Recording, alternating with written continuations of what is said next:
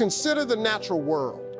The trees grow without a sound, rivers flow without asking for attention, the sun rises every morning without announcing itself, and yet these are the most powerful forces shaping life. Nature does not hurry, does not argue, does not demand recognition, and still everything gets accomplished. The seed planted in the soil does not scream to be seen. It stays silent, it endures the darkness.